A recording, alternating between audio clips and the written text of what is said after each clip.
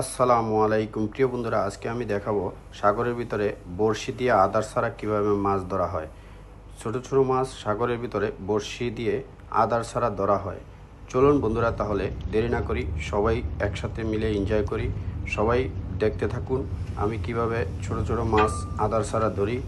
আমার ভিডিওটা যদি ভালো লাগে লাইক করবেন, কমেন্ট করবেন, একটু শেয়ার করে দিবেন, পাশে থাকবেন সব সময়। ধন্যবাদ। চলুন তাহলে আর দেরি না করি। ধন্যবাদ সবাই।